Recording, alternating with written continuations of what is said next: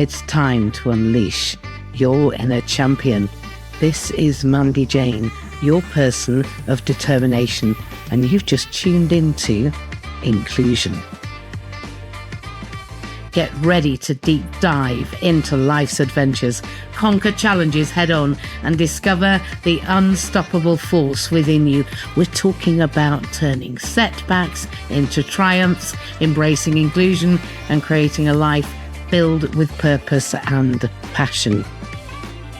So grab your headphones, crank up the volume, and get ready to be inspired. Because here on Inclusion, we don't just survive, we thrive. Hello, hello, hello, everyone. Wherever you are in the world, let us know where you are in the world. Put it in the chat. That would be amazing. I am so grateful to be here today because I am in West Virginia in Berkeley Springs. Usually in Sweden, but now I'm in the USA, and that is exciting. I can tell you, we're trying to do some things about stress over here, and we'll see where that leads. But today is a really special day for me here because I have gotten to know Mandy Jane Leys from Wales in UK for some time now.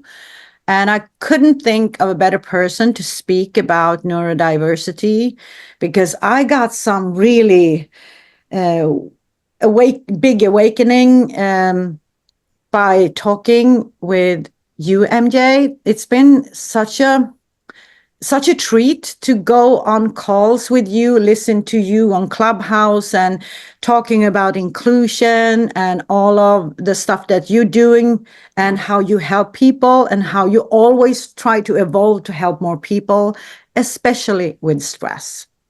And I'm really grateful that we have common interest, and I've learned a lot from you over the last 6 months. And I'm very grateful to have you all on the call, and I hope you can have a great moment with us all here. I'm also having Rachel Headings with me, functional medicine practitioner from Iowa City. Am I correct? Yeah, Iowa City. But Iowa, the state as well, so of course. So anything you would like to ask around nutrition and all of that in this kind of topic, you ask Rachel. She's really good at that. So thank you for being here so much, Rachel. But I would like to start by encouraging you to comment and ask questions in the chat.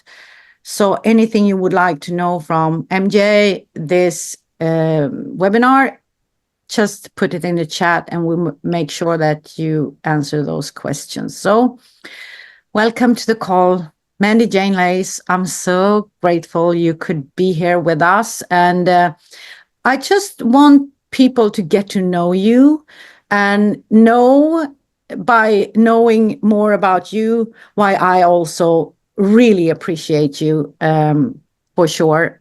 And we met through an organization called Organo. I heard about you and I saw you here and there, and we started to chat, and I got so much information and knowledge and experience from you. So please let everybody know, who are you? And let us know about neurodiversity and why you are so involved in this topic that I invited you to speak a little bit about today. Of course. Thank you, Camilla, and what a lovely welcome, and great to see everybody here. I don't know you personally yet, but I'm sure we will do by the end of the call, and it's fantastic to be alongside Rachel.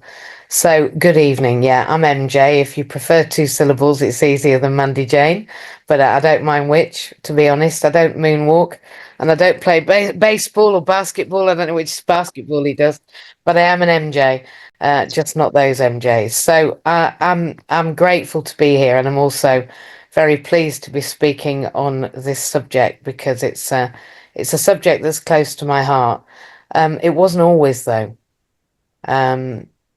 31 years ago. No, 33 years ago. Let's think. No, I'm right, 31 years ago. 31 years ago was the first time I'd ever heard the word autism, and had to find out what that meant. My son was born, and he didn't move or speak or maneuver or ask for things in the same way as I'd been trained. I was trained from the age of 16 as a nursery nurse. So a nursery nurse, for anyone that doesn't know what that is a trained practitioner who does a 2-year course that teaches you about psychology and sociology and children rearing 0 to 7, pregnancy and birth, and then children 0 to 7 and how they are in the early years. So I felt really, really prepared for having my first baby. But when he was born, it wasn't quite the same as other children. He cried for an hour and then he never cried again. He just didn't cry for weeks and weeks and weeks and weeks.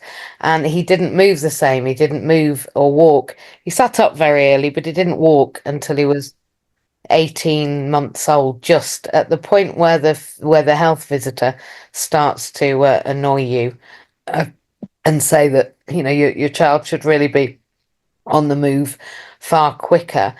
He did get to his feet, but between sitting up and getting up, he didn't crawl or commando crawl or roll or any of the other things that that babies do.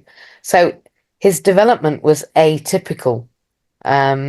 And although nobody told me why initially, they just kept checking on him quite closely. It was when he was 3 that they diagnosed finally that Alex was autistic, is autistic, or on the autistic spectrum. And I use the label quite hesitantly right now, because I think that my understanding, or what I was taught about what autism is true in that it's an organic brain dysfunction present before birth, which means that you don't catch autism. The idea that the MMR vaccine, and there is this theory going around that it's quite a massive theory actually, that the MMR vaccine creates autistic children, is in fact, for my mind, absolute bunkum. What actually happened is that the carrier for the MMR vaccine has had a mercury product as a carrier, which enhanced or exasperated or, you know, made more prevalent, more obvious autistic symptoms.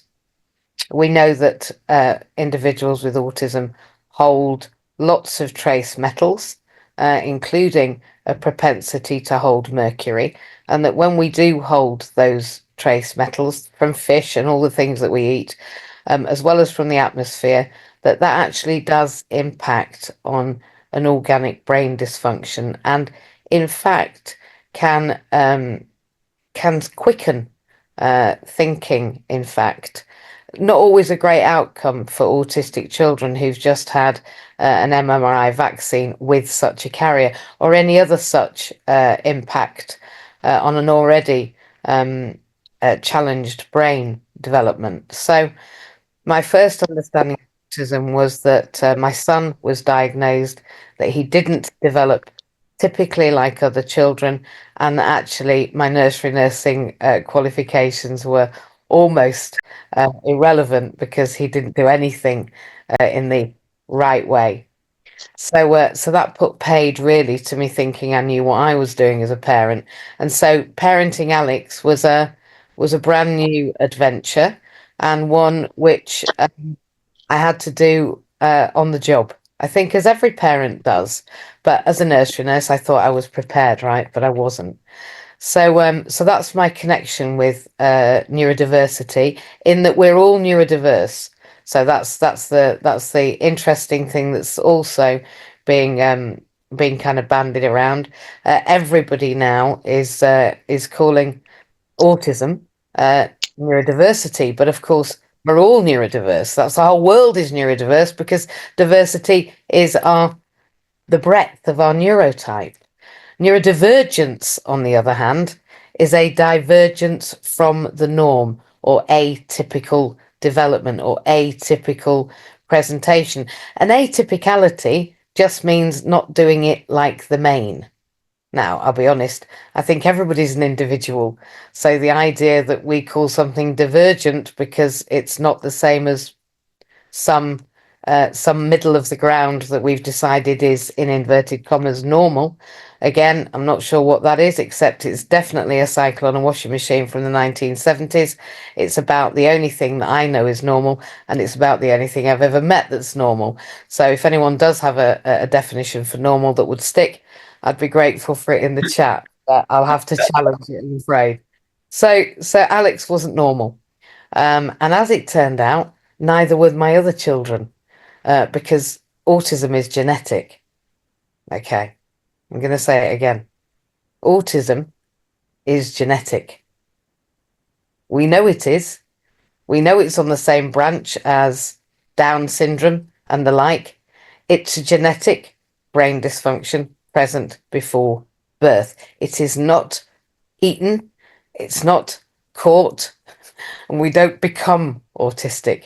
We may express our symptoms differently as we grow or change or eat different products or get exposed to different chemicals. But when you're autistic because you were made that way by your mum and your dad. So that's a definition of what the mainstay of neurodivergence is. But now in that very broad spectrum, and we have to remember that even the word autism and where autism is diagnosed or neurodivergence is diagnosed has changed dramatically. The lengthening or the broadening of the neurodivergence diagnosis has come in the last 30 years because of individuals who were arriving similarly to my son. Alex gained 16 A stars at GCSE. He's a musician. He doesn't read music, but he does play every instrument he picks up. He became a teacher, but that didn't quite suit him, and he's now training to be an accountant. So it's not that Alex was born unable to learn, it was that he was born differently abled and didn't express in the same way as other children.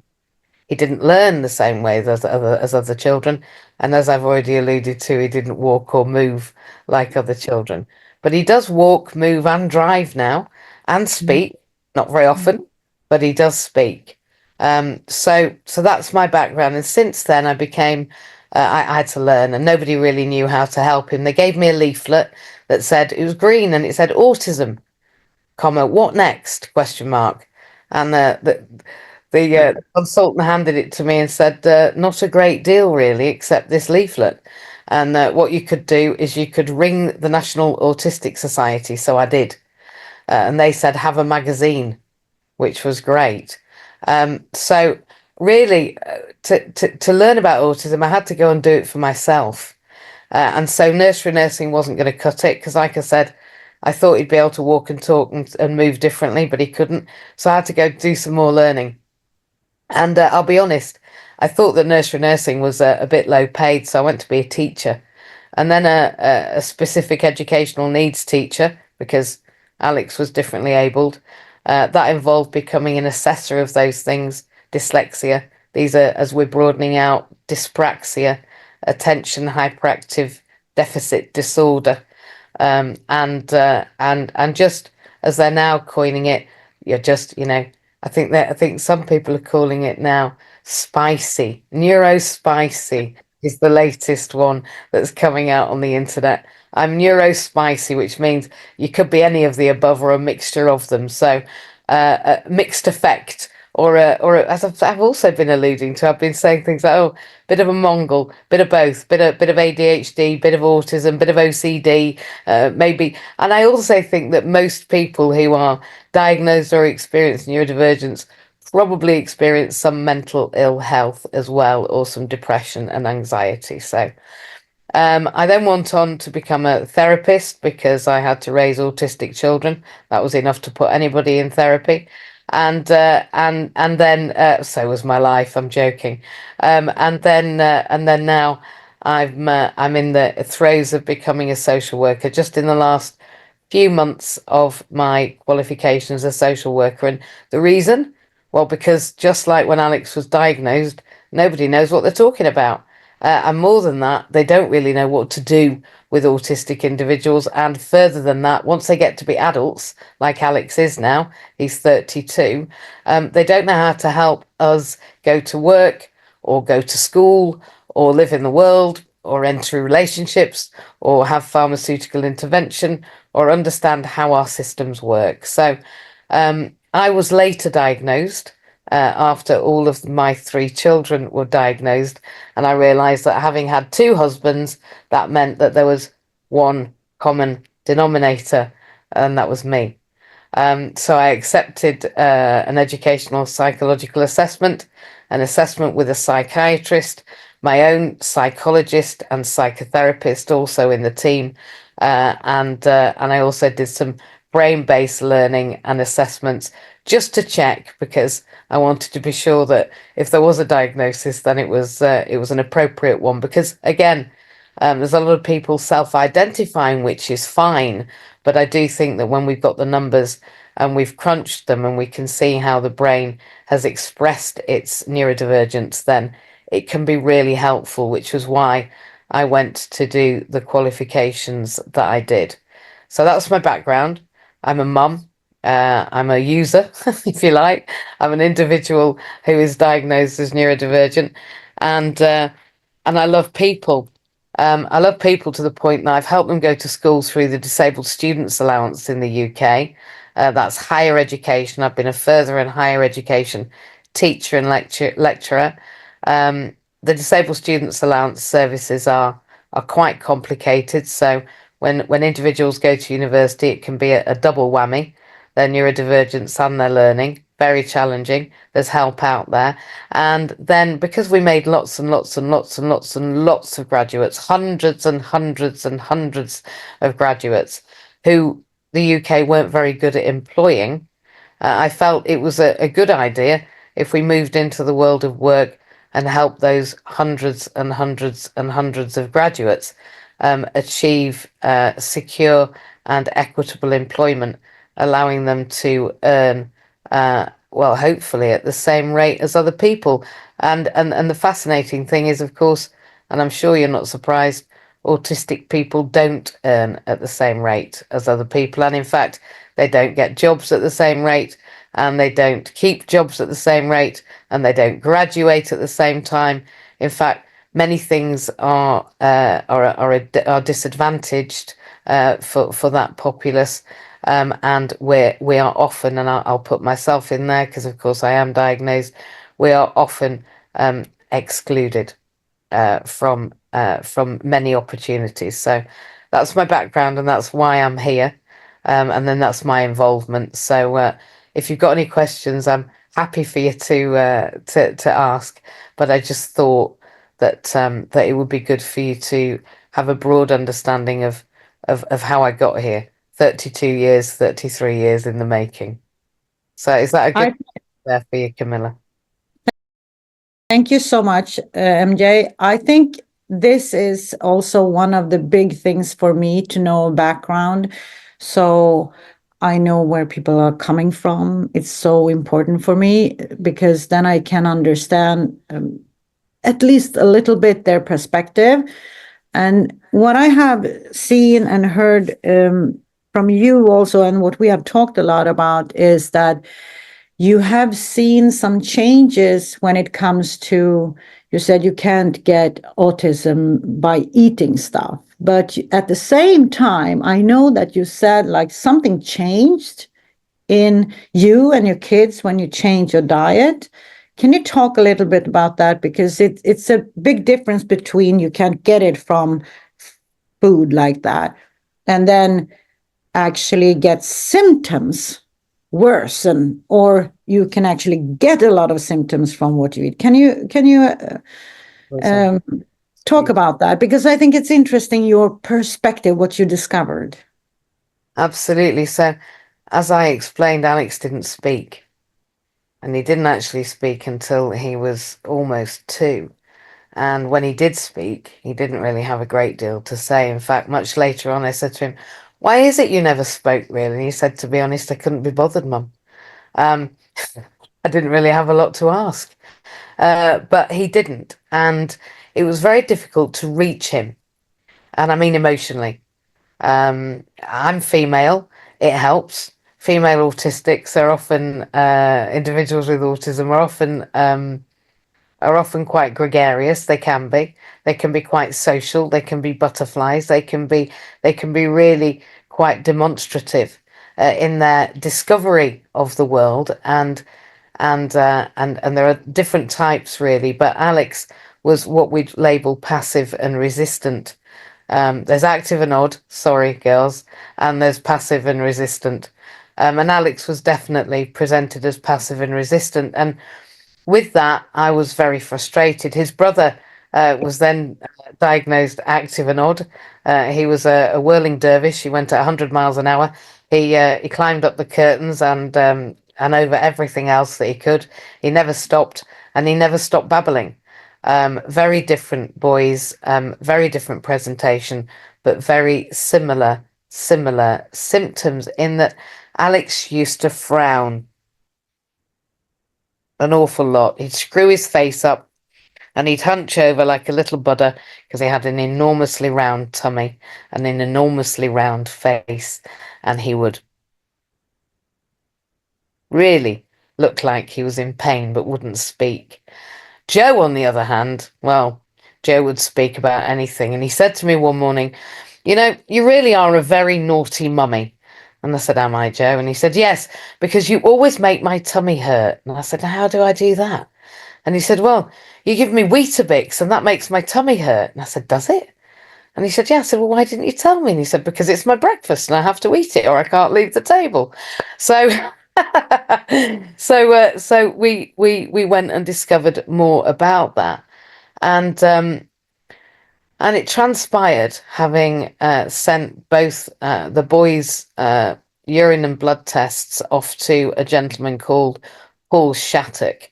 I'll be honest, I thought his name was quite funny in that he tested urine and poo and blood. But he really did just deal with bodily functions. And he was at the Sunderland Autism Research Unit. And the reason that I sent the boys' blood and urine and poop there is because I was cheeky enough to ring him to inquire whether this was a thing in autism. And I was cheeky enough to ask him for a buy one, get one free. I actually asked him for a buy two, get one free. I got my husband's tested at the same time. Interestingly, at the time, I didn't get my own gut or my blood or my poop or my wee wee checked at the same time because I couldn't afford 4. I could only really afford 1, but I got a bog off and thought I better get my husband sorted at the same time. I think I wanted to blame him at the time. I think I wanted to say, see, it's your fault. You've made 2 children. But I'm afraid I couldn't do that. So their tests came back, and what this blood test and urine test and poop test did was it actually checked, and we're talking about 28 years ago, 26 years ago, I think. Yeah, there we are, 26. Certainly over a quarter of a century ago. Tested what we now know is the sugar response to eating those products. Now, I didn't know what it was. When I took the results to the dietitian at Scarborough General Hospital, they told me I was a witch. Basically, what they said was, "This is hocus pocus. This is absolute codswallop. I'll take this book and I might as well throw it in the bin because Professor Shattuck sent me the Sunderland Protocol." in a book and said this. In fact, he rang me and said, please, the first ones, whoever that is, whoever number one was, please remove gluten and dairy from their diet now, today, immediately, if not further, if not quicker. Do it immediately. If you want any relief for that child, remove it from their diet. So once I investigated, I realised that actually to remove such a thing, gluten from the diet, number one, was very difficult then. There was no food. That's quite a challenge when you're trying to feed children.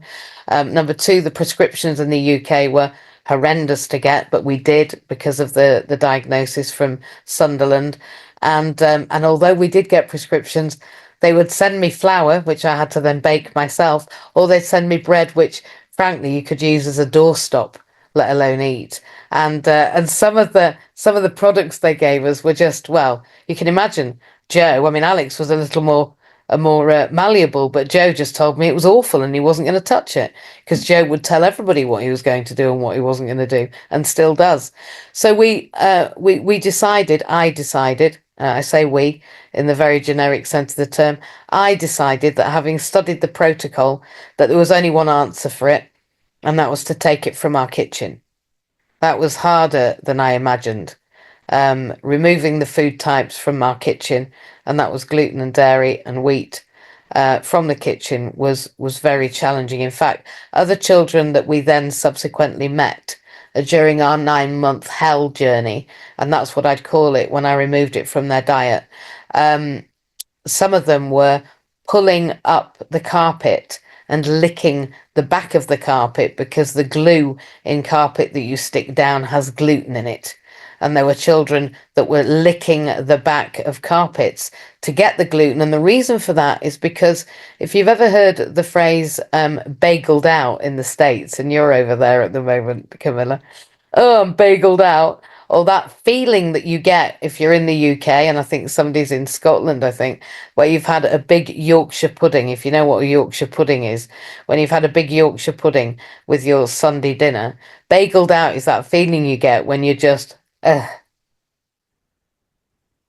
And Alex didn't talk before he ate wheat, but when he ate wheat, believe me, he didn't feel like talking because he was bageled out. Effectively, because autistic people and other people, other types, actually, we know that antibiotics is doing the same thing, as I'm going to explain. We know that sugar is doing the same thing. We know that processed foods are doing the same thing. In fact, the government in the UK have just released an enormous amount of money in relation to this. But autistic people have what Professor Shattuck coined all those years ago as a leaky gut. And a leaky gut is also prevalent in Ehlers-Danlos syndrome, and I have that. It's where our joints and our muscles are hyperflexive, and my joints are double jointed, and it means that we have softer skin and more porous soft tissue, and that includes the gut. So the gut is more porous. It's not that the gluten is terrible, it's that the gut absorbs from the gluten, it goes into the bloodstream, it gets to the brain, and it gives a sedative effect. And the same thing goes for dairy if there's a leaky gut, and many other additives that we don't need to mention, except I would say the massive one is monosodium glutamate. And if you've got that in your diet, then good luck to you. So taking all of those things out of the diet was very difficult. It took 9 months, and it does take 9 months. I didn't know at the time why it took 9 months. I told people afterwards that it was like birthing another child. But the reason it takes 9 months is because it takes that long for those products to leave the bowel. And when I say it takes 9 months for those products to leave the bowel, I mean, unless you have an enema and unless you don't eat it again, it will be in your bowel. There will not just be pockets of it. There may be quite extensive deposits of it. And where it deposits, in fact, of course, then there's an overgrowth of fungus and parasites and all sorts of things that that reside in trying to break that down, because that's the purpose of them, right? But if you've got a leaky gut, you also have a leaky bowel. And if your bowel is leaky and you have deposits of such things and they are bageling you out, to not put it in a medical term, then not only is that going to be irritating your gut lining and your bowel and creating things like diverticulitis and irritable bowel syndrome and gastric reflux and IBS, but it's going to be irritating the hell out of a neurodivergent brain, in that the sugar response is not as it should be. So it was everybody, including the lady who is currently, I've known her 25 years and she's my finance manager, in her words, thought I was a bit loopy-loo.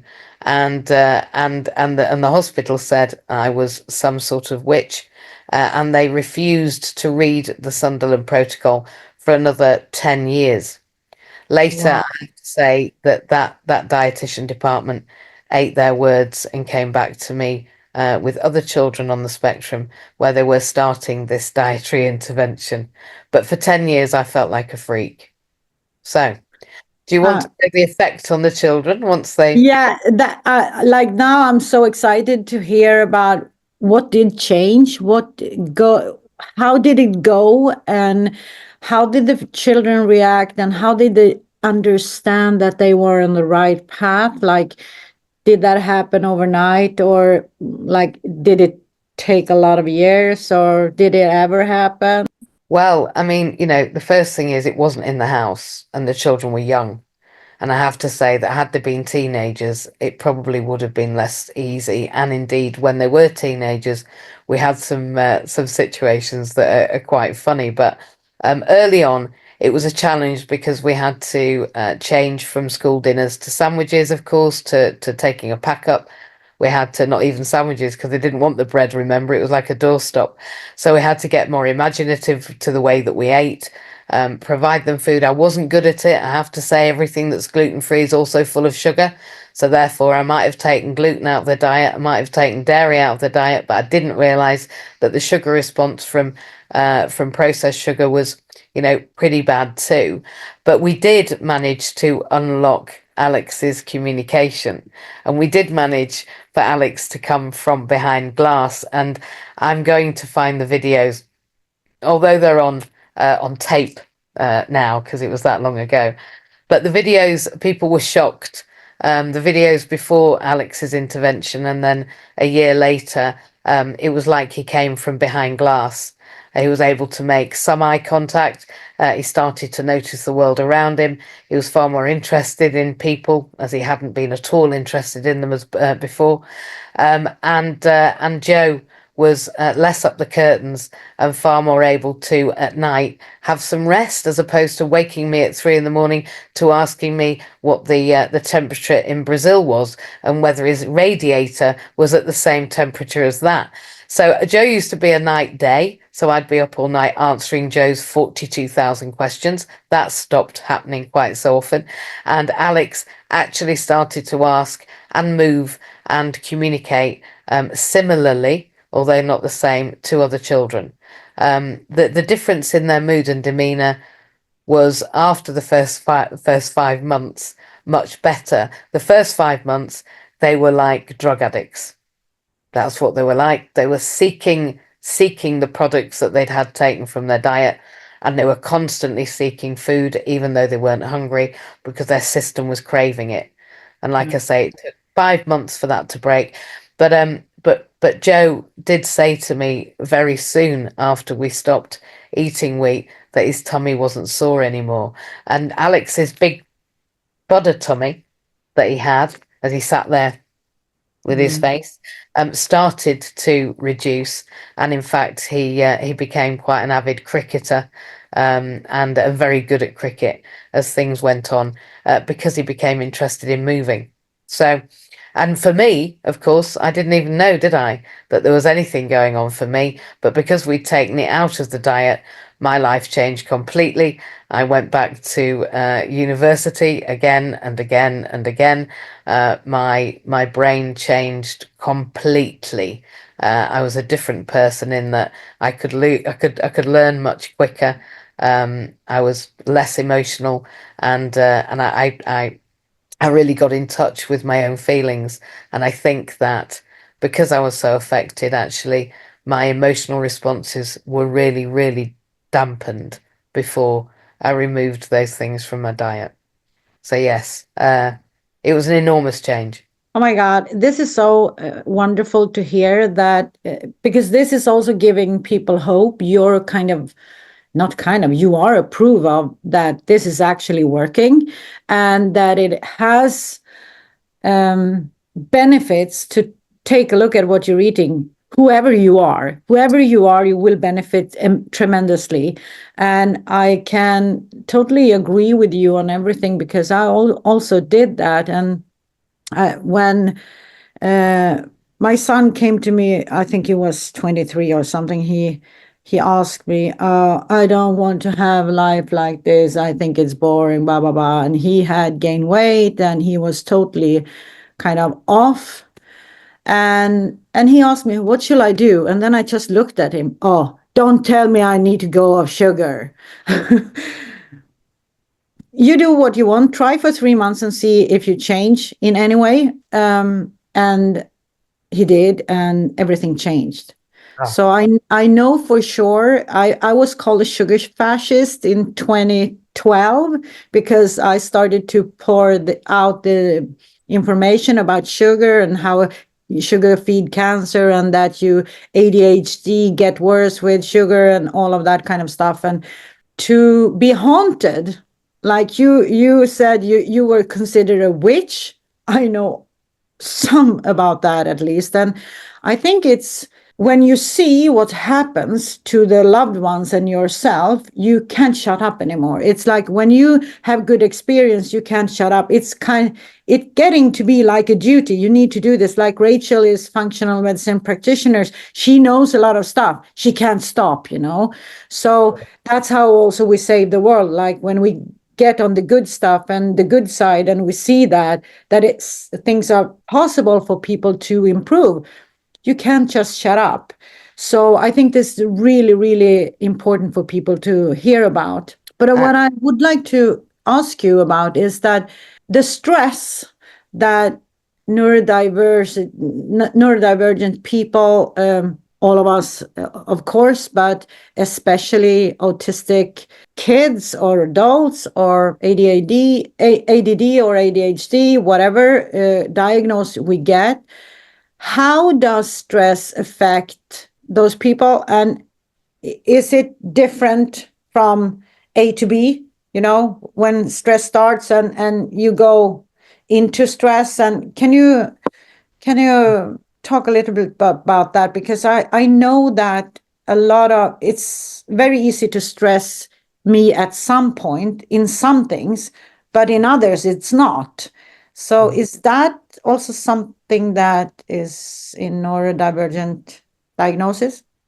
Absolutely. I mean, I've already explained. I think that I believe that all individuals that experience some form of neurodivergence may have also experienced some form of mental ill health, depression, anxiety especially, and they refer to it as having meltdowns. That's what they refer to the meltdowns as having. That's a stress head. That's when we've got hot-headed. That's when things have popped, when it's just too much. And I dealt with meltdowns with Alex massively until we engaged in the Sunderland protocol. And let me just go back to the sugar bit that you talked about, Camilla, because it was when I was on Clubhouse, which is a social audio media app, 5 years ago, that I first heard somebody tell me, her name is Sharon, and I'm quite happy to say this because I've said it publicly everywhere, Sharon Rosenblum. And this lady has an autistic son. He's always gone to an SEN college, never mainstream. He's just gone into supported living. He's on the traditional end of the spectrum that was originally diagnosed before it was broadened out. So he's what you'd call, I would say, quite squarely affected by his autism, so he can't live independently. And her daughter is lovely too. But I would say that the genetic line has mirrored itself as it does. So Sharon is affected as well by the foods that she eats. But when she came on Clubhouse, she was talking about sugar like she was talking about a new religion. And she would say, I used to eat, I was a chocoholic. I used to eat sugar. I used to eat sweeties in lockdown. I actually queued for 5 and 6 hours for sweeties, and I couldn't imagine my life without it. And then I quit. And I've never been as happy. I've never been as healthy. I've never been as spiritual. I've never been as guided. And I used to think, oh goodness me. She's the sugar police. Here we go. She'll be on about sugar again. Here we go. Sharon Rosenblum's going to be going on about being sugar free. Oh my Lord. Don't you think I've given up enough? How lovely to hear. But let me tell you that it was only when I took it from my diet that I realized just what a truth she spoke. So I am unfortunately now just not a witch for gluten and wheat, but I'm a massive, humongous advocate for processed sugar also being, I'd like to say reduced, but I'd be lying. I would say just the same as gluten and wheat. It requires eradication from the diet. It needs removing, just like additives, just like artificial colors and sweeteners. It needs removing. And it wasn't until I removed it from my diet that I really saw the difference. And the difference is important in that both of those things impact on the stress response. Now, the reason that they do is because we have two sides to us when we think about our stress response. We have what we call the sympathetic system and the parasympathetic system, the side that gets us to stress and the side that gets us to calm. And the system responds depending on what we pop in our gut or what we breathe in or what we're watching actually as well. Our system responds. And when we take out those products, actually, we can get back to an equilibrium, to a balance much quicker. And we don't go extreme into one fight or flight or even freeze or fawn. All of those are stress responses. And when there's a stress response, we go into fight or flight. And fight or flight increases our cortisol release and turns us into literally a hothead. It literally inflames our brain, dilates the blood vessels, makes us breathe faster, makes us get hotter, and literally we become hot-headed. And hence then the meltdown occurs because the system cannot balance itself. It can't come out of that fight or flight response. So it's in a constant state of shock or horror or freeze, which is, of course, the same thing. So in neurodivergence, I believe that the reason that it's so prevalent is because we have a leaky gut, which impacts massively on the food that we eat.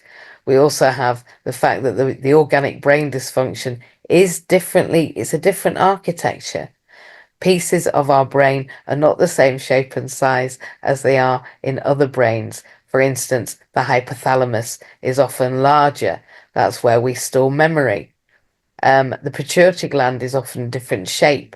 So we know that we have an architectural difference as well as a hormonal response difference, as well as then an emotional response difference because of the impact of the leaky gut. So meltdowns happen for a massive amount of reasons, and they all roll into one to create then a habit form. And when we do habitually go into meltdown, the brain turns into fight and flight because it's used to doing it, and that's an easy thing for it to do, and it's difficult to get back to balance because of the impact on the brain from everything that we're eating as well. I'm calling all of what you talked about, sugar, wheat, dairy, sweeteners, the additives. You can call them white poisoning because it's really white poisoning at large. And I know also that we have a lot of other symptoms on using a lot of sugar than you just described with your children. And I saw a video from Nancy Appleton. She wrote a book about sugar, the dangers of sugar, 1950, and everybody laughed at her.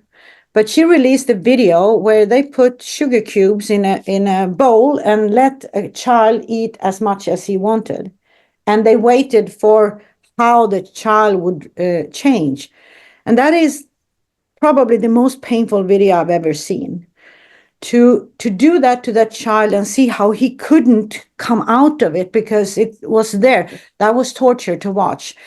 And the video is on the internet. It's absolutely horrendous. And then and there in 2012, when I saw this, I can't approve of this. I really can't approve of this because I saw myself in that. I have been feeling like that my entire life, like I was trapped somehow. And this is biochemically. And then we have all the shaming and blaming, like, oh, you can't stop eating it. You need to diet. You need to be thinner. You need to do this. You need to do that. Like, it's your fault that you are what you are, heavy or big or whatever, and you can't control yourself.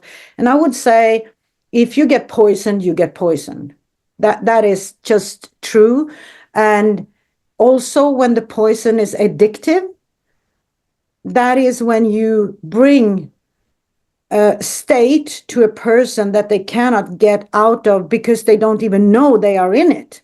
So now we have sugar, wheat, sweeteners that are socially accepted. Like my God, Mandy Jane, you need to take another cookie, just one, And this is, you would never do that to an alcoholic, that you would never say to a sober alcoholic, like, you need to take one drink like that.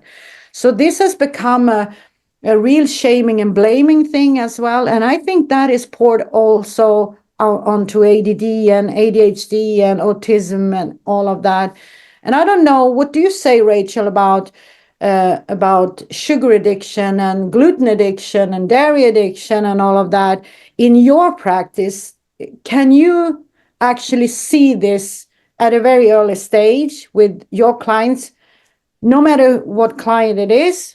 But can you actually see also that diagnoses are getting worse because of the diet? Yeah, I mean, that's pretty much the basis of functional medicine and helping people with lifestyle because of what Mandy Jane has explained. The brain literally gets addicted to the gluten protein, like crack, like you just go into this addictive mode, and sugar's the same way. If we're stressed out, people usually reach for what's convenient. And that's sugar, that's processed food, that's all the things that have chemicals in it that we think taste good. But in our body, those are processed in a way that dysregulates our blood sugar. And I think we're dealing with a metabolic crisis. And, Alzheimer's, dementia, this is type 3 diabetes. Why? Because of the sugar attacking the brain. Brain needs fats, good fats. And people over the years have gotten scared of fat because they think, oh, it's going to destroy my gallbladder, or oh, it's going to make me fat, or oh, this. And really the reality is our brain needs good fats. And if you literally cut out the sugar and added good fats to your diet, you would have a very highly functioning brain.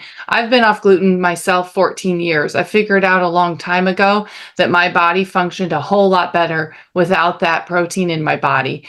And it's really comes down to the chemicals on the wheat. Europe doesn't have the same chemicals. We've got Monsanto and glyphosate at high numbers, and it's genetically modified wheat. So you add in the chemicals in the environment plus the genetically modified, our body can't recognize this as food. So it turns on the genetics, as Mandy Jane had said, that says you're in inflammation. And when you're in inflammation, it looks an awful lot like autism,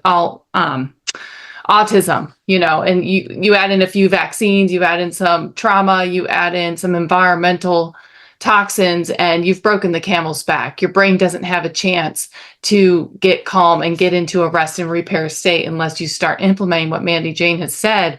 and really take it serious that lifestyle can reverse a lot of these symptoms. And we've seen those miracles happen. So I also think what I've seen now is that a lot of these symptoms and diagnosis is actually moving away from you when you change your lifestyle. And I can also agree with you, Rachel, that people is a little bit afraid of fats. I produce a little cube that is called Berry Bites, and people kind of back off when I say it's cocoa butter. It's really good fat for your brain. And everybody's like, what fat for my brain?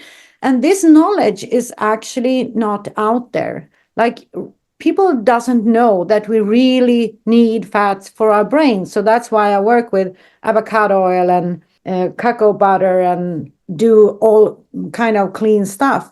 But all of this is kind of like we are brainwashed into believe that we can eat anything if we just eat little. And I think that is also one of the things that I got told when I did my bariatric surgery. What shall I eat now after this surgery? What is the restrictions and all of that? Oh, you can eat whatever you want, just less. So I knew that something was broken, and I totally know that the fats are crucial as the protein as well. But I think we can help all three of us that are here that are advocates for this. We need to speak up louder. We need to do more activities. We need to make sure that we are very clear with what we know and what we experience and all of that.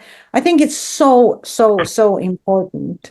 And when I look at the chat also, I see we have Michael Rafter Malloy here.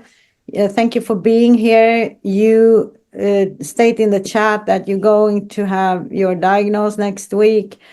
And you have some kind of comments there. Maybe Mandy Jane, can you comment on what he wrote in the chat? Because I think it's interesting. I can, and I just want to say that I want to be party to the idea that actually what we see as a neurodivergent brain or a neurodivergent presentation is, if I have anything to do with it, going to change, because there is a great, and I'm going to call out the elephant in the room for me, as a neurodivergent individual who is, I have lots of brain scans and I understand my genetic makeup, and I absolutely and wholeheartedly agree with my diagnoses. I'm not into the idea of curing autism. I'm not into the idea that we can cure neurodivergence. And in fact, even the idea that it's diet that's created this onslaught, just like I was not okay with the MMR vaccine being called something that created autism, because it's not true. But what is true is that the symptoms of stress response are eradicated by the removal of the poison in the system. And in fact, I would go further to say that the impact on a neurodivergent brain is more prevalent than it is on a neurotypical one. And so the changes that we're going to see are the changes that we always should have seen in what is, I'm going to refer to you in a second, Michael, as merely human development. So autism and neurodivergence is exactly what I've just said. It's human development. I am looking for a time when we have bred the neurotypicals out of the equation, because they aren't actually meant to be here anymore. We are moving, just as we did, from being very short to being very tall, to having very small feet to very big feet. If you think of the doorways and how they've gone, it really is human evolution. And we need to have more neurodivergent individuals born, because actually, as I've talked about, we hold trace metals in our system at 10 times the propensity to those that are not neurodivergent. And in fact, the next iteration of the world cleansing is very likely to involve many forms of trace metals. So we need people that are able to hold trace metals and still stay alive. So I see autism very differently to many people, and I don't mind that, because I have my own mind. You know what Socrates said: if you want to know yourself, think for yourself. And I do think for myself. And I believe, Michael, to talk about your own situation. Number one, congratulations that you're going to get your documentation that tells you how you present, because that's all you're getting. You're getting a document that says how Michael is, and how Michael is not how anybody else is in the entire world. So you're getting your own diagnosis about your own presentation, and that is fantastic because it's about you. And you've obviously gone and sought it for some really important reasons. So I'm glad that you've got through the 2, 3, 5, 8, 12, 15-year process that I help other people through. Somebody very close to me has just got their report in the last 2 weeks, and it's taken 3 years for them to go from referral when I moved to Wales to diagnosis and the report 2 weeks ago. So however long that's taken, congratulations for staying the game. That's the first thing. The second thing is, I'd be very interested to see your report and see who has diagnosed you and what they've been saying and what advice they give, because there are good diagnoses and then there are other diagnoses, and there's great advice and then there's different advice to that which I would suggest. So I don't know where it's from, and it's different everywhere. It doesn't matter whether it's NHS or private. I can't just give you a yes, don't go to an NHS, it's just not the case. There's good and bad across all diagnoses, but I would say that what I'm looking for in any good diagnosis, Michael, is a holistic approach, where somebody is looking at you in a biopsychosocial model. So that's biologically, where did you come from? And we're going to go to that in a second about your parents. Psychologically, where did that take you? That experience of having an organic brain dysfunction present before birth. And then, socially, what has that done to you? So psychologically, where did it take you? Sociologically, where was that? Where are you now? And biologically, how did we get there? So a biopsychosocial model, and that takes us beyond what they refer to as the social model of disability. And remember, with your diagnosis, Michael, you're now a disabled person or a person with disabilities. That's just fact. And if you're upset about that, don't be, because we are either disabled or we are yet to be disabled, remember, because unless we all die in our sleep, which very few of us do, everybody's coming to our club. They just don't know when. All right, so well done for being diagnosed disabled now. It's easier than being diagnosed later. And at least once you're diagnosed, you can start learning about it and stop being ableist to yourself and other people, because that's what we get when we're sexist about women. That's sexism. And when we don't agree with disability, then we're ableist, and that's just as dangerous as sexism and racism and all the other isms that we have. So let's celebrate the fact you're going to be moving from your own internal ableism, and you will have lots of it. So don't be worried about that. You'll be packed full of ableism, because we all get stuffed into us by the narratives that we're taught about being normal. Again, that cycle on the washing machine, the one that we don't really understand and don't agree to. So yeah, you're not normal, you are disabled, and welcome to the club. It's the only club to be in. It's my club. So I'm glad you're here. I'm also joining the club, MJ, for sure. Absolutely.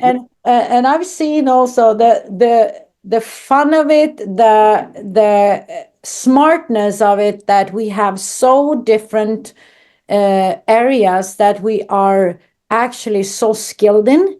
Like, I'm so skilled in certain things and you are so skilled in other things. And if you then build a community like you do, that is super fantastic, because then you have all sorts of smartness around you and the community can help each other. And I really want to touch on this, because if there is something I would have loved for me and my kids, is what you're doing right now with inclusion. Like, you have a nonprofit called Inclusion, where you help people in different ways. And I've been on your calls on Clubhouse, and everybody is so different. Everybody's so different. And if you want to learn more about this, go to your Clubhouse calls, because I think it's so good to be there. Like 3 months with you on Clubhouse taught me more than my entire life about this. And I'm so grateful that you do these calls, because it evolves my thinking. And I also didn't understand that I'm also disabled. I didn't understand that until I got on your calls. Like, and I called you one day and said, "Oh shit, I'm disabled." and then one of my dearest friends said to me, "Why don't you have assistance on airports?" And I just like, yeah, why don't I? So now I always have assistance going in a wheelchair in the airport, because of my brain gets totally worn out. And I was so ashamed the first time I did it, but now I'm just like, I have the VIP line all the way. So you need to see it from another perspective. And also, don't see it, Michael, like you are disadvantaged. You probably will be very, very you will be going in your right direction after this. And stay close to MJ, follow her on her podcast. She is fantastic. And also, you have also a network like me and Rachel and MJ and other people. Molly Perry is also a very, very good friend of mine that also works with this. And we all have the best community. And we have all been in contact with the stress protocol. And I know both you and me, MJ, we died at some point. It's really strange to talk about this now, when you're like, you're in a new path, and for me at least, I'm talking about myself now, but it's so in the past for me that I actually died at one point. But that actually changed my entire life. It totally changed my entire life. And as we gonna soon end this call, I really would like you to talk about what you experienced by dying, because I think that's something that we all can take with us to learn from. It's a really huge experience for a human to be in that. It is. I'm going to go back to the fight or flight, and I'm going to go back to having the meltdowns, and I'm going to go back to neurodivergence, and I'm going to talk about the fact that Alex plays pretty much all the instruments that he can get hold of, and he's also a world Pokemon player. That's because often neurodivergent people have a preferred interest or two. I like the term preferred interest. It's better than obsession. It's better than a hyperfocus. Preferred interests are prevalent. Why? Well, because actually we've got that very hyper fixated ability to hyperfix. And what happened for me is that although I was diagnosed and so were my children, what I didn't hyperfix on was the fact that my response to my trauma as a child was to work too hard. It was to try and save the world from disability, because I was disabled as well as rheumatoid and osteoarthritis. I have stage 4 endometriosis, which is a hormone problem, and a problem with the endometrial lining of the uterus getting out into the system and then growing. Now, my response to being disabled was to begin the not-profit, which is Inclusion, 12 years ago. And that not-profit helped people who needed to apply for welfare benefits, get housing, get disabled facilities grants, get hold of a wheelchair, all of those things in the community. And because 28.6% of people are disabled, I believe there were a quarter of people that I had to help. And so I worked virtually all day, every day, being the superhero that I knew that I had to be, or felt that I had to be. The result of that, along with a very poor lifestyle, eating the wrong things, sugar, to put it mildly, and I'd taken out the wheat, I'd taken out the gluten, I'd taken out the dairy, but I hadn't taken out the sugar, hadn't taken out the colours, hadn't taken out the additives, hadn't taken out the saccharin, or the sweeteners, and I certainly hadn't taken out the stress. I hadn't learned to regulate, because I didn't consider myself as being relevant to include, and I'd got quite heavily overweight. My lifestyle was particularly sedentary because I was disabled. Certainly no doctor in the land encouraged me to go to a gym, and why would they? Because when I did go to the gym after I'd been so ill, I couldn't find a hand bike for love nor money. So if I wanted to cycle like everybody else, I couldn't find one. And when you go in the gym and you're a large person anyway, everybody ignores you. But if you go out and you exercise, actually nobody tells you how or what you're doing. And the same with dietitians. Telling me to eat low fat was, of course, ludicrous, and have sweeteners. So the result was, even though I'd worked really hard at trying to be healthy so that I could raise my children, the reality was I was not being healthy at all. I wasn't eating well, sleeping well, moving well, speaking well about myself. I hadn't been in the amount of therapy I'd been in, and have done now. And so all of those things were out of sync.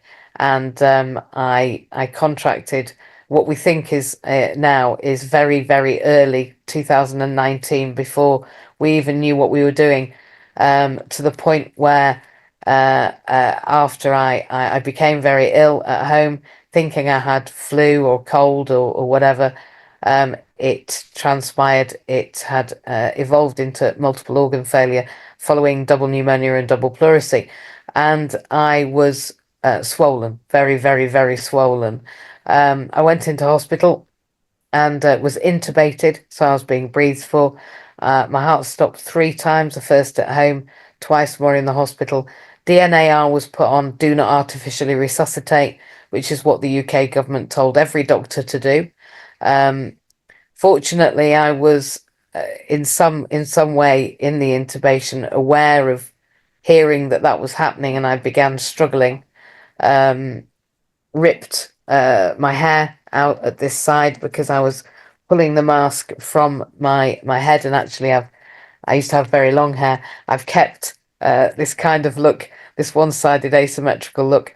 I got to enjoy the fact that this side of my head was very cool. Cold, I mean, I could lay on it. But I was, that's what happened to me. So the result of that was, when I came out of hospital, I was taking Oxycontin, morphine, 26 other types of medication. They got me on oxygen, sleepers to go to sleep, things to, steroids to manage my system inflammation, and it just wasn't working. It just wasn't working. I got the Clubhouse app, met a chap who basically was a mushroom salesman, who who was also actually a lifestyle, what they call it, personal development. I'd never heard of personal development, I'll be honest with you. And once I started taking the reishi mushroom in the drinks that I have, and I've got coffee here, they also actually come in a form that I take, and I'm sure some people might know, the spores, which is the baby mushrooms. This is like a lot of baby mushrooms in a tube. They also come in my drink, and that's the Organo company you talked about earlier. That's actually their logo. Once I started to drink the Organo, within a day, I noticed a difference, and the difference was I was more alert. I seemed more switched on. I wasn't craving the sugar.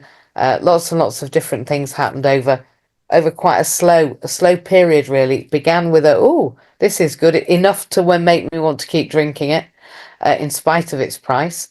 I wanted to keep drinking it, and I believe you, I didn't have the money at the time, but I wanted to continue. And as a result, then all of the Magnificent Seven, the move right, I began doing donuts in my wheelchair, in the bathroom, getting out the bed, going to the toilet, and then turning my wheelchair around 360, and then again, until I was doing 100 or 200 or 300 both ways. And it felt very important once I started to work with my brain that I went both clockwise and anti-clockwise. And actually, when we look at how we train NASA astronauts when they come back from space, they appear to be dyslexic. But if we help them go in a figure of 8, round 2 chairs, if that's all you've got. And if you are autistic, Michael, get me 2 dining chairs, put them in front of each other, and just keep walking around figures of 8, and then do it backwards for me. So then walk round figures of 8 backwards for me, and then again. And do that every day. Do it 25 times ish, both ways round. Maybe 3 times a day be good if you can take 5 minutes. Now, number one, you'll get off your backside and start moving. Number two, you'll be training your brain to start working in a more sympathetic, parasympathetic, balanced way. You'll actually be making your feet, make your heart tell your brain that it needs to balance your sympathetic and your parasympathetic system. And actually, by doing donuts and then donuts the other way, I was doing exactly the same thing as I'd done with my children, age 3 onwards, which was use NASA brain training to help them overcome the effects of their neurodivergence. And these are very, very, very important things I'm telling you now. So after COVID, I got in the wheelchair and I went round and round and round. I upped the coffee. I started taking the spores once I realised just how powerful they were, and slowly but surely, I started to release all of those things. And the major one was that, first of all, was that alcohol made me feel horrendous. Didn't until then. As soon as I was on the reishi mushroom spores, alcohol made me feel horrendous. So I stopped it. It was the sugar. And then sugary drinks, Coca-Cola, started to make me feel sickly. And I had to reduce that. And then it was any form of sugar that was in anything started to affect me. Even a glass of non-alcoholic wine, because of the sulfites within it, started to give me achy kidneys and a flare and a flushed response because of the sulfites. So the more I took the spores, the more sensitive I became to the crap in my diet, and the less I could imbibe it. And so the cleaner I became by default. And at the point where I gave up sugar, I have to say that everything changed. My waist size, my hip size, my face shape, everything, even down to how well I can see. I've had to change my glasses because my glasses changed completely. I couldn't actually see out of the other glasses. I thought that they had to be stronger, but the reality is my sight has just altered. So did my hearing. My hearing is far more acute. And I would say an awful lot of other things that probably aren't mentionable on this call, but the result was amazing. So yeah, I did. I died, and I do have a diagnosis of osteo, rheumatoid, endo, stage 4, and multiple organ failure, and the doctors don't know why I'm still alive. I'm so happy you are. I'm so happy you are. And now you help others get out of stress. And I know you had some really good results in your community of a lot of stuff going on. And I also know that you helped disabled people start businesses. And I think this is so beautiful what you're doing in your community. And I'm very proud of collaborating with you because you have also actually really got it when it comes to stress, like also Rachel and Molly on the call, like really understood the importance of getting stress out of the system. And I know also you have big dreams about helping people with stress. Can you talk about your dreams about that? Because I know you kind of anything I've told you or we have been spoken about, I'm gonna fix that. That is possible. You know, you're always so super positive, and you always find a way, and you get yourself into different organizations and all over. So what I know you did Dr. Bob's stress protocol, and I know you got some really great results. Can you just tell us like shortly about you before and after? Yeah. So I did come back. I moved to Wales to become a social worker again, to fight the good fight. I started a business again because I'm a workaholic, functioning now and recovering workaholic, but I am a workaholic. It's certainly my predisposition. And when I came to Wales, because before, when the business went down, which it did in 2019, when I died, it's kind of what happens when you can't work. As I came to Wales, I was in debt. My mortgage was in arrears. I needed to start again, and I did, but I was working very, very hard in order to do that. And that was in Access to Work, helping the UK go to work, stay in work, and get equal at work. And actually, there's somebody on the call tonight for whom was a student of mine way back when in the first business. But the difference after the protocol was this: I came down to London, I met you, I got a hold of the drops. I was already taking the spores, but when I did the 30-day protocol, my entire staff team, Accessibility Partners, our Access to Work service, were gobsmacked. That's the only way of putting it. They were Smacked. Okay. this phrase, gobsmacked, because I went from incredibly reactive, because Access to Work is a terribly challenging thing to do. The government are not easy. It's not easy to access what disabled people need in any country. I'd say that England are the best at not giving it away, I have to say. They're very clever at offering it, but then never actually allowing people to get hold of it. So they have all the systems, but they're so difficult to circumnavigate, it's almost impossible for even the most severely affected people. So helping them do that is very stressful. And I have very early mornings because I was at university, and I was known for getting incredibly stressed first thing in the morning, whilst in management meeting, in tears, sometimes angry, frustrated, irritated, impatient, all of those things that we are when we're in a stress response. As soon as I started taking the stress protocol, I have to say that began to dissipate too, to the point that until then I had been practicing meditation, in that I'd been going through the process of meditation. I'd been sitting and listening to the meditation, but there's a difference between listening to meditation and being able to meditate.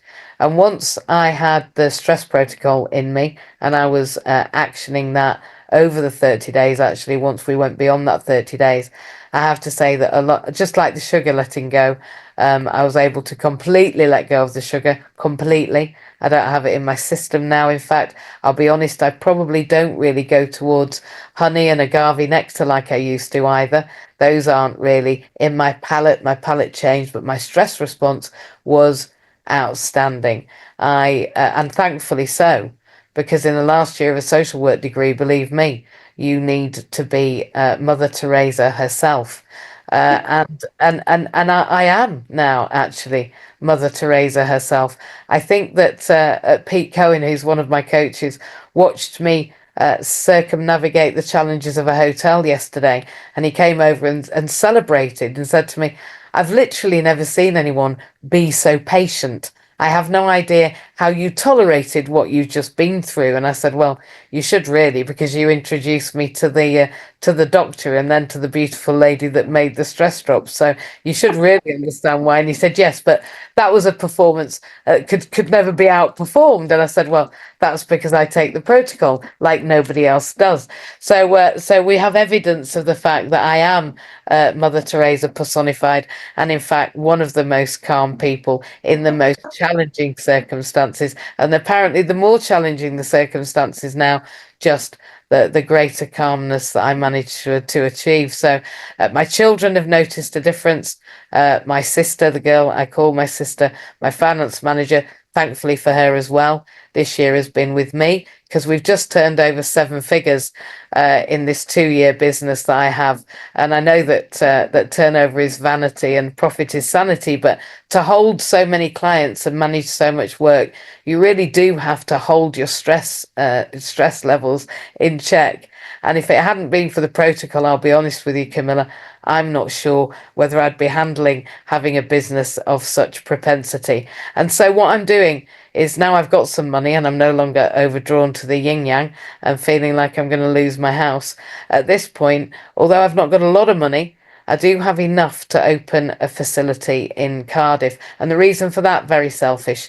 It's not a coffee shop. Believe me, it's not a coffee shop, because we're not allowed to have a coffee shop. It's a consultancy and support agency where you can get coffee. and clean food. And the reason for that is because I can't go to a cafe and drink a cup of coffee that I want to. I can't have a snack. I can't go somewhere and meet my friends to have something that I enjoy because there's nothing in Costa or all the other horrible coffee brands that are out there. I don't want to drink moldy coffee, number one, and number two, I don't want to eat sugar. And if I don't want either of those things, I better make my own place. And if we can help people that come along to that place and they can be exposed to some education and some groups and some meeting up and some understanding this and learning and growing together, and I can go and have a coffee near the Senedd, which is the devolved Welsh government, and that's partly where I work now, then basically I'm opening a place near my place of work so that I can go and have a coffee. That's what's really happening. But along the way, we're going to help hundreds and thousands of people, and there's much more that's going to be in that space that we can't even begin to describe here. But it's groundbreaking. It's as a result of the 30 years of learning and working and training that I've done, and I think it's going to be a hub to end all hubs. But it's certainly going to have good coffee. I'm so stoked about what you're doing, because I thought about every time I went into a coffee shop, I'm excluded. Whether I sit in a wheelchair or I don't drink coffee, I'm excluded. And maybe people doesn't think so much about that, but I buy a cup of water and that's it. To my coffee, I bring the coffee, and it should be another way around. So I'm thanking you for doing this, because that is the first place I want to see in Wales for sure. And I really want to come there to have a part of it. So I really enjoy what you're doing. I follow you on Clubhouse. I would urge everybody to do that. And I thank you, Rachel, for being here today. I see you need to go to another meeting. But what I want you to, if you want to give parents some advice now, they just got to know their children has autism or ADD or ADHD or whatever, what is your first advice? Like if you only can give one advice in one sentence, what would that be? Alter their diet. You see, you get some applause from Molly Perry. That's really, yeah, she's on it as well. And I think this is for you to open up that place, to have somewhere to actually speak about this loudly and clearly and officially and welcome people in. I think a lot of parents, a lot of kids feel very lonely in this. And I really also, as I told you, I just had a cooking Zoom here last night to show that there is options. You don't need 1,000 ingredients. You don't need inconvenient recipes. You don't need to struggle or feel worn out or whatever. I'm with you in this, and I think that my thing is to show people the options, because everybody thinks there are no options. And I think what you are opening up to in Wales right now is option. It's an option for everything that everybody actually experienced right now. There is no option. You are opening up a new option. And I just say salute you for that and congratulate you. I'm really stoked to know the place. I'm so excited about this, my dear. So am I, and I'm excited even more as to some of the amazing things that we've been able to gather around us over the 30 years. That's going to make it truly a new experience for people. And we're going to have a kitchen area where people are going to be able to share and connect and collect, in order that we can showcase, just like we did in the 80s, you know, when the microwaves came out. They used to do cooking sessions in major stores where women were showed how to make a cake in the microwave. Well, very similarly, we have to get back to basics and teach people how to cook with God's own food and not with manufactured food, because they don't know how to do it, the majority of them. Just let me know when to be there. just let me know when to be there, because this is so freaking exciting.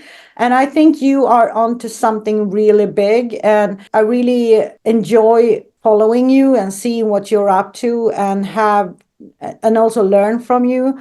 I think I also told you some month ago that I'm very grateful to meet another brain that is on the same journey, and that is like for Molly also, that I'm visiting right now in the US, to actually connect our brains with different skills and options and all of that. That is truly amazing. So I salute you for that. Thank you for doing the work you are doing.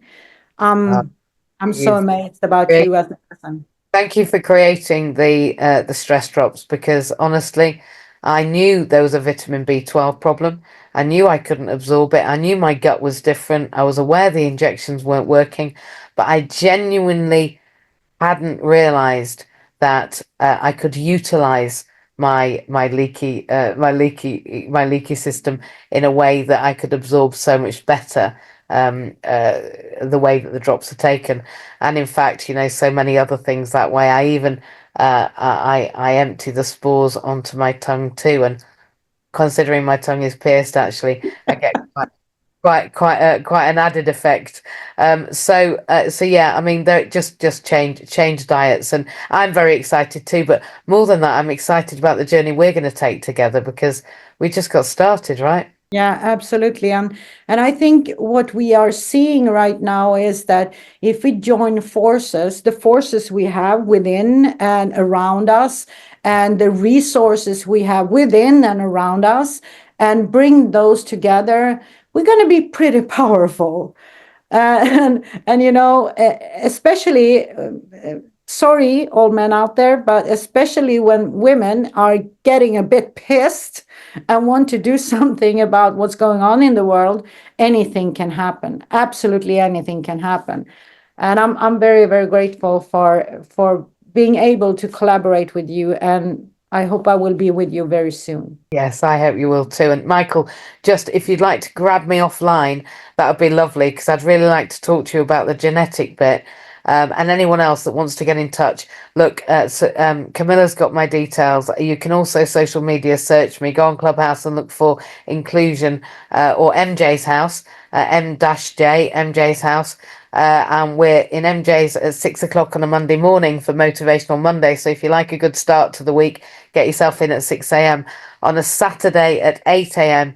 And on a Monday night at 7 p.m. So 6 a.m. Monday, 7 p.m. Monday night, and Saturday 8 o'clock for Belonging in Business. So if you want to come into MJ's on Saturday, we have a great mix of people who come from all sorts of walks of life, where we talk about all things to do with business and being neurodivergent and being included in business, and of course, importantly, the access to work scheme. So yeah, just look me up, find me out, ask Camilla for my telephone number, and just shoot me a message on the back channels, and I'll be gratefully able to answer those questions that you might have and point you in the right direction if I'm not the right person. All right. Thank you for having me, Camilla, and thanks for listening. And it's great to meet you, Molly. It's lovely to see you, Sabina. Michael, I can't wait to get in touch, and of course, James and Andrew, which speaks for itself. I will see you in Inclusion Clubhouse and in Belonging in Business, of course. And we see each other soon, and I'm back pretty soon in Europe, and we're going to continue a lot of stuff. So thank you, MJ. I miss you. I love you, and have a really great evening and sleep tight. Night night, everybody. Take care. Bye-bye. Bye. Thank you.